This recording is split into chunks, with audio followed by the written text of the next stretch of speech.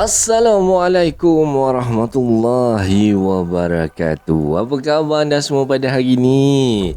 KSM harapkan kita semua gembira dan ceria di samping keluarga tercinta. Okey, macam biasalah, kita mulakan dengan bacaan doa dulu. واستفزز من استطعت منهم بصوتك وأجلب عليهم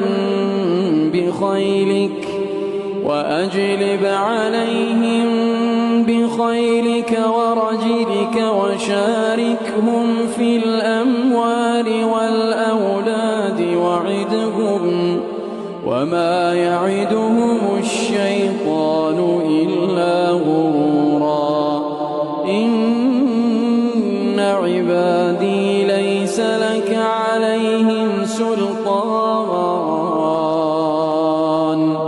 وكفى بربك وكيلا.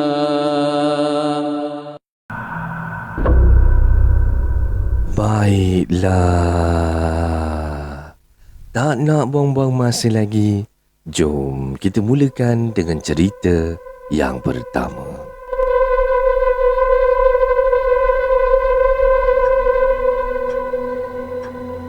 Untuk kisah yang pertama pada hari ini datang dari Encik Osman. Dan kisah ni berlaku lebih kurang 8 tahun lepas dalam bulan Ramadan, masa dia dengan isteri ni dalam perjalanan balik ke Kelantan ikut Jalan Gerik. Kalau anda semua dah bersedia nak tahu cerita Cik Osman macam mana, jom kita mulakan.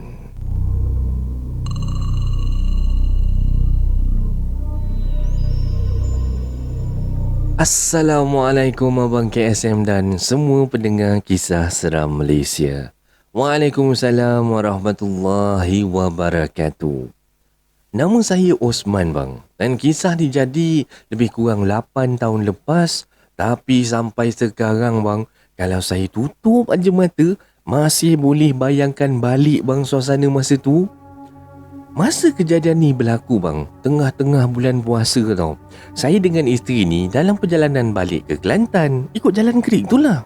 Dan kebetulan pula, anak-anak masa tu tak ikut, jadi memang kita orang berdua je dalam kereta.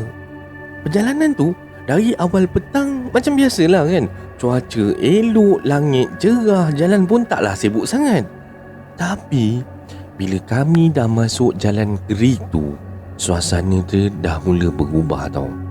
Okey, ada sesiapa yang biasa lalu jalan ni kan, orang mesti tahulah kiri kanan jalan tu memang hutan, pokok besar-besar rapat-rapat. Dan kadang-kadang tu nampaklah dahan dia tu melengkung sampai atas jalan. Masa tu bang, dah nak dekat waktu maghrib tau. Dan masa tu lah isteri saya, dia tegur saya. Bang, dah nak dekat maghrib dah ni bang. Kita nak buka kat mana bang?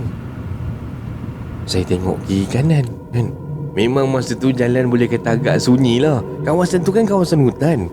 So saya jawab lah, sabarlah kejap sayang, ini kejap lagi ni, kalau ada gerai makan ke apa ke, kita berhenti rehat lah. Takkan tak ada langsung kot kat sini. Abang ni biar betul bang, kat sini ada ke kedai makan bang? InsyaAllah adalah tu nanti. So kita orang pun teruskan lagi bang, teruskan lagi perjalanan. Tapi makin lama kami berjalan tu, saya tengok sama je bang, kiri kanan hutan, depan belakang pun tak nampak kereta lain tau. Dalam hati ni dah mula risau dah kan. Dan masa ni saya belum fikir seram ke apa lagi tau. Saya cuma fikir risau pasal nak buka puasa dekat mana ni kan. Dan nasib baiklah, tak lama lepas tu kami nampak satu kawasan lapang dekat sebelah kiri jalan tu. Dan dekat situ ada satu gerai kayu biasa je bang. Tapi yang buatkan kami lega tu, kami nampak gerai tu terang benderang. Ada lampu Kalimantan putih, ada lampu kuning, siap nampak lagi kain sempaduk tergantung kat situ kan. Isteri saya terus cakap, Bang. Tu bang. Ada gerai tu kan bang? Bang, kita buka puasa kat situ je lah. Dah nak azan dah ni bang. Saya pun fikir apa, okey lah, betul lah kan, dah nak maghrib sangat-sangat dah masa tu. Jadi saya pun terus, saya bagi signal ke kiri. Saya parking bang. Saya parking betul-betul sebelah gerai tu. Dan masa saya baru je berhenti kereta, tiba-tiba daripada belakang ni kan, dia lalu je, terus dia horn panjang tau. Saya kenapa pula ni kan. Mula-mula tu saya ingatkan mungkin dia marah ke saya berhenti mengejut ke apa. Okeylah, lantak dia lah kan. Saya pun buat tak tahu je. Terus saya matikan enjin. Kami berdua pun turun dari kereta. Dan korang bayangkanlah masa kami masuk aja dalam gerai tu, susun atur dia simple aja tau. Kat situ adalah beberapa meja plastik dengan kursi plastik. Dan dekat dalam bahagian tu dia ada kaunter. Belakang tu macam bahagian dapur. Yelah, gerai-gerai biasa kan.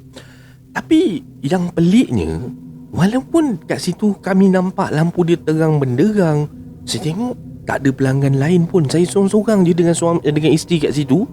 Tapi sebab dah nak dekat buka puasa punya pasal, kita orang pun okeylah duduk aja kat situ. Duduk. Lama juga tau bang. Tak ada siapa pun datang nak ambil order ke apa, tak ada. Dan saya ni dari tempat duduk ni, saya nampak dekat belakang tu ada seorang lelaki lah kan. Dia tengah duduk dekat belakang tu. Dari tadi tau, dia duduk, dia buat bodoh je. Sikit pun tak toleh, pandang pun tidak. Jadi saya tegur, Bang, dia tu kenapa bang? Dia tak perasan ke kita duduk sini? Pelik lah dia ni. Tak nak meniaga ke apa? Jadi saya pun panggil lah kan. Bang! Oh bang! Bang! Barulah dipandang tu bang. Dan masa tu lah baru saya perasan muka dia. Dan korang nak tahu tak, yang saya nampak masa tu, dia lelaki tu kan, dengan mata dia bengkak. Bahagian bawah mata dia ni macam lebam tu bang, hitam semua. Dan macam orang tak tidur berhari-hari gitu. Tapi yang lagi pelik tu, bila saya dah panggil, dia cuma pandang aja. Tak jawab, tak apa, tak senyum pun. Saya panggil lagi. Bang! Oh bang! Bang, sini ada jual makanan tak untuk nak buka puasa? Kita orang ni dari jauh ni. Nak makan simple-simple pun okey dah bang. Mi goreng ke apa ke. Janji dapat buka puasa bang. Lelaki tu diam je bang. Langsung tak jawab tak apa. Cuma saya perasan lah, nampak lah. Dia tengok saya, kemudian dia perhatikan isteri saya. Lepas tu dia tengok saya balik. Macam tu lah gaya dia kan. Dan suasana masa tu susah saya nak gambarkan bang. Dan tiba-tiba je saya ni rasa macam berat, macam ada buat salah gitu kan. Isteri saya pun, dia punya muka tu mulalah nampak macam tak sedap hati. Lepas tu saya cakap lagi dengan orang tu bang. Bang, buatkan dah mi goreng 2, sirap 2 bang. Kita orang dah nak buka puasa dah ni bang. Boleh bang Boleh tak tolong bang. Dan lelaki tu kan, kali ni dia bangun, dia pandang kami. Dia senyum je bang. Lepas tu dia terus masuk dalam dapur. Masa ni kita tak fikir apa lagi tau bang. Sebab yelah, saya fikir apa, mungkin lah kan, bulan puasa, mungkin dia pun penat agaknya puasa kan. So kita orang pun buat tak tahu lelaki tu kat dalam dapur kan. Okay, kita orang duduk situ, sambil duduk menunggu makanan tu, kami duduk lah. Sekejap pandang kat dalam kawasan tu, sekejap pandang kat jalan kat sebelah tu kan. Dari meja tempat yang kami duduk tu, memang nampak jelas bang. Nampak jelas jalan raya kan. Dan masa tu lah saya perasan, okey, pendengar dengan abang KSM bayangkan lah, kami ni duduk dekat situ, rasa adalah dalam 5-6 minit macam tu. Setiap kereta yang lalu situ, dia orang mesti akan tekan horn tau. Pen! Bukan sekali dua bang, tapi setiap kereta yang lalu. Saya dah mula rasa macam, apa hal ni? Saya dah rasa pelik ni kan. Yang kenapa kenapa semua orang horn ni? Apa yang tak kena yang? Abang salah parking ke apa? Oh lah bang, entah bang. Mungkin jalan ni bahaya sikit kot. Dia horn nak bagi signal orang lain ke apa. Kan kita kat Seleko ni bang. Dan masa tu kan, saya tengok keliling. Dalam hati ni, saya dah mula rasa semacam tau. Tapi tak lama lepas tu, lelaki tu pun datang kan. Dia datang meja kami tu, dia bawa 2 pinggan mi goreng, dia letak depan kami. Tak kata apa pun, tak cakap apa pun. Lepas tu dia masuk ke belakang semua, dia keluar balik, dia bawa air sirap pula, dia letak depan kami. Yang kita ni senyum je lah kan. Dalam hati ni sebenarnya bengang juga kan. Yelah, nak meniaga ke apa? Kalau nak meniaga, buatlah cara nak meniaga. Ya tak kan? So, okey lah. Makanan pun dah sampai. Kita orang masa ni tengah tunggu je. Tunggu nak masuk waktu berbuka kan. Tengok jam. Waktu berbuka masa tu tinggal lagi 2-3 minit aja kan? Dan tak lama lepas tu, azan maghrib dekat phone saya pun berbunyi. Allahu Akbar, Allahu Akbar. Dan korang semua bayangkanlah bila azan dekat telefon saya tu berbunyi, saya pun okey lah kan, kita nak berdoa lah kan. Saya pun tutup mata, angkat tangan, saya baca doa berbuka. Allahumma laka sumtu wa bika amantu wa ala rizkika abtartu birahmatika ya arhamar rahimin. Kan? Bila habis baca doa tu, saya buka je mata bang. Masa itulah saya terkedu. Apa yang saya nampak depan mata bang, gerai yang tadi terang menderang hilang bang, hilang. Meja kursi plastik yang kami rasa tengah duduk tadi tak ada dah. Yang ada cuma saya dengan isteri ni duduk tepi divider jalan, betul-betul dekat dengan tepi bahu jalan tu. Tak ada pinggan, tak ada gelas, tak ada meja. Belakang kita orang tu hutan gelap tau. Masa tu kita dah meremang habis tau. Barulah saya faham kenapa dari tadi kereta asyik horn aja. Dari tadi tu mana bang? Macam mana kita ada kat sini pula ni bang? Kita kat mana ni bang? Sayang, dah. Dah, bangun. Jom. Masuk kereta lah, Terus kita orang dua ni haga bang, dua-dua cepat-cepat bangun. Tak cerita apa dah. Masuk kereta, tutup kunci pintu, terus gerak dari situ tau. Dan bila dah jauh sikit daripada kawasan tu, isteri saya tanya lagi, bang, tadi kita ni sebenarnya kat mana bang? Saya masa tu tak tahu nak jawab apa bang, tak mampu nak jawab apa. So dalam kepala saya ni cuma fikir satu je, kalaulah bukan sebab tadi azan kat handphone saya ni berbunyi, entah apalah agaknya yang kita orang dah makan tu kan. Dan itulah bang, kisah pengalaman saya dekat Jalan Gerik malam bulan puasa beberapa tahun yang lepas.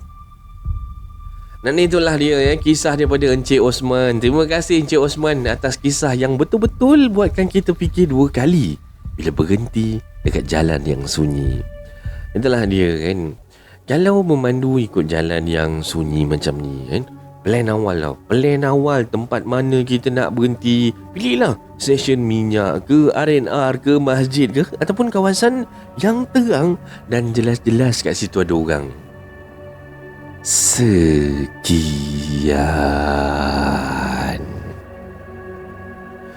Dan inilah kisah seram Malaysia yang pertama pada hari ini. Macam mana anda rasa dengan kisah dari Cik Osman yang buka puasa, tak tahulah dekat gerai mana yang dia buka puasa kan.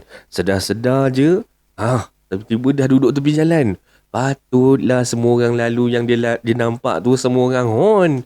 Rupa-rupanya bersila kat tepi jalan dah. Tak pasal-pasal aja. Dan itulah pada sahabat-sahabat yang mana ada kisah-kisah seram, yang misteri, yang menarik tu, mohon sharekan pada abang. Jadi kita boleh layan sama-sama kisah anda dekat sini. Okey, sebelum kita terus ke kisah yang nombor 2, Abang KSM nak ucapkan ribuan terima kasih pada semua sahabat-sahabat yang mana sudi support channel Kisah Seram Malaysia, yang mana sudi hantarkan kisah-kisah pengalaman anda tu. Terima kasih banyak-banyak. Tanpa anda semua, siapalah kita. Okey, untuk kisah yang kedua pula. Kisah yang kedua ni datang daripada Anwar. Katanya dia asal dari Perak tau. Dan kejadian ni berlaku sekitar tahun 2000 dulu. Jom kita terus dengan kisah yang kedua ni.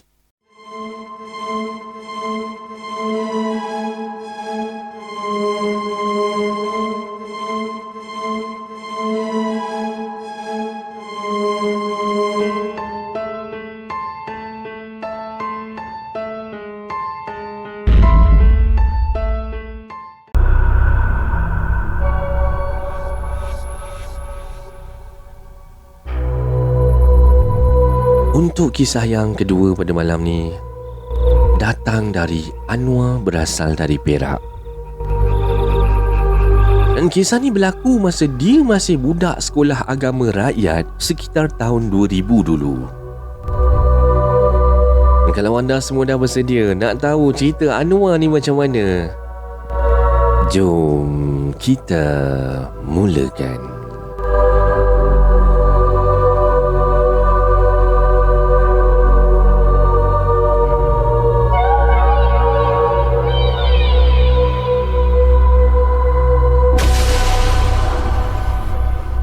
Assalamualaikum Abang KSM dan semua pendengar kisah seram Malaysia. Waalaikumsalam warahmatullahi wabarakatuh. Nama saya Anwar bang. Sekarang ni saya umur dah 30-an lah. Asal orang Perak bang. Dan ini adalah kisah pertama yang saya hantar kepada Abang KSM. Jadi kalau ayat saya tu terlari ke sana ke sini bersepah sikit tu, saya minta maaf awal-awal tau. Okey. Kisah ni jadi masa saya umur lebih kurang 10 tahun lah macam tu. Dan masa tu saya belajar dekat sebuah sekolah agama rakyat di dalam daerah Larut, Mantang dan Selama. Untuk pengetahuan abang dan semua pendengar lah, waktu persekolahan saya masa tu, waktu petang tau bang. Kita orang akan masuk pukul 2 dan sekolah akan habis pukul 5.30 petang. Jadi suasana tu memang boleh kata lain sikit lah. Sebab balik aja biasanya dah dekat masuk waktu maghrib kan. So, nak dijadikan cerita lah satu petang tu, lebih kurang pukul 5 lebih petang lah kan. Dalam kelas tu kebetulan cikgu tak ada masuk kan. Memang huru-hara lah budak-budak ni. Macam biasa lah. Ada yang bising, ada yang berlari-lari, ada yang buat kepala sendiri aja.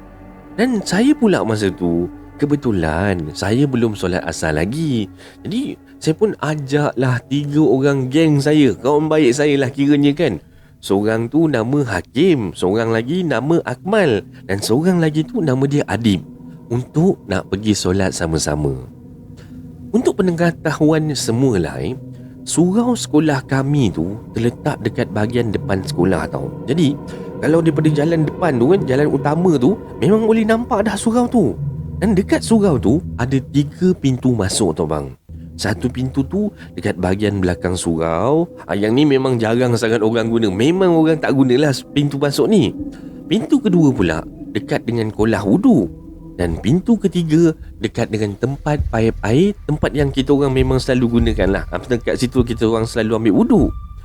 Petang tu macam biasalah kan, kami pilih untuk ambil wudu dekat paip tu. Dan lepas tu masuk terus ikut pintu yang ketiga. So ambil wuduk lah, kecepuk dengan bergurau, ketawanya semua.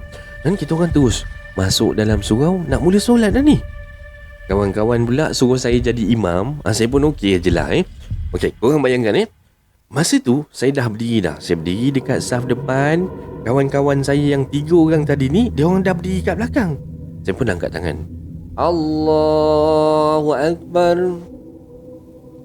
Lepas tu kita orang pun mulakan solat lah. Solat. Dan masa tengah solat tu, belum habis pun rakaat pertama, tiba-tiba loceng sekolah berbunyi bang. Maksudnya dah waktu balik lah kan. Masa tu kan kita tengah pandang depan ni, tengah baca Bismillahirrahmanirrahim, tengah baca surah kan. Dalam hati saya terus terdetik tau. Alamak, dah loceng dah balik dah ni. Diorang ni ada lagi tak kat belakang ni kan.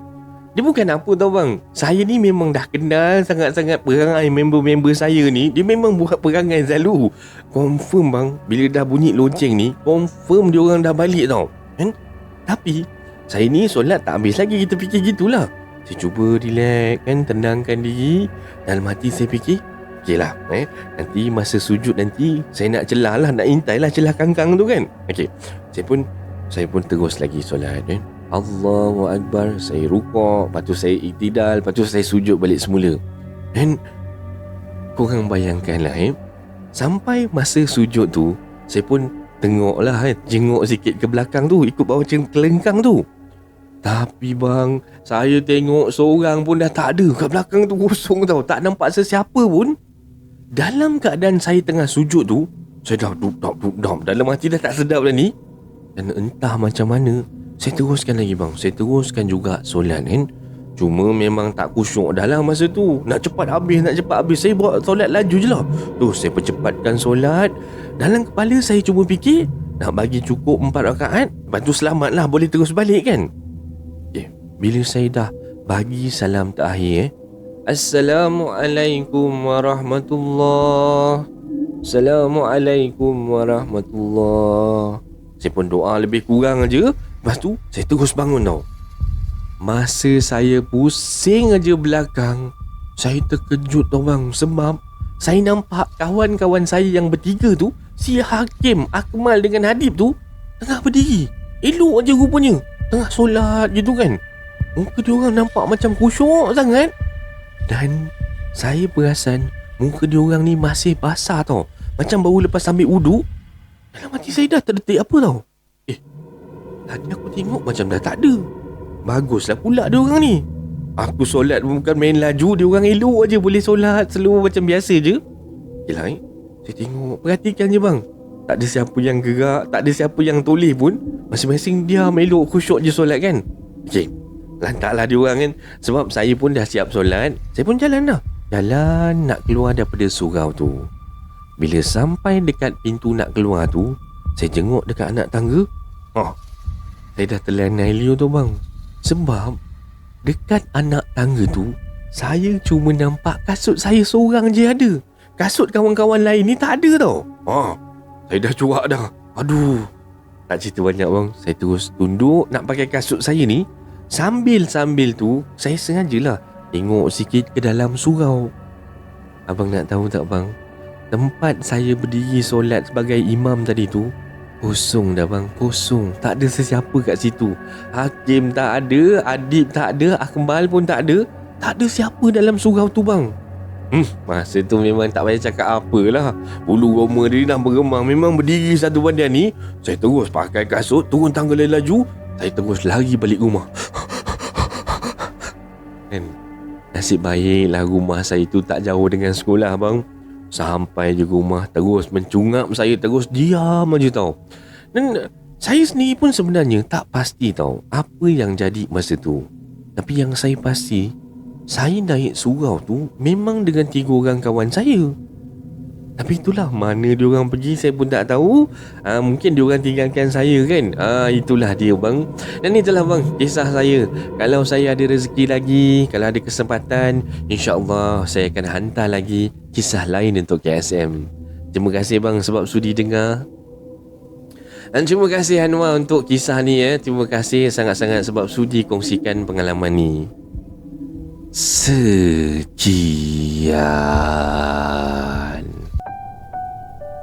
Dan ini adalah kisah seram Malaysia yang terakhir pada hari ini. Semoga anda semua terhibur dengan kisah-kisah yang Abang KSM sampaikan. Bagilah Abang KSM nak minta ampun, nak minta maaf kalau tadi Abang ada tersilap kata ataupun terkasar bahasa. Harap sahabat semua dapat maafkan Abang. Mana yang belum like tu, tekanlah button like tu dulu. Mana yang belum subscribe tu, supportlah sikit. Kita kan geng. So dengan ini berakhirlah sudah kisah seram Malaysia untuk hari ini. Jumpa lagi esok pukul 4 petang, InsyaAllah. Terima kasih semua. Assalamualaikum.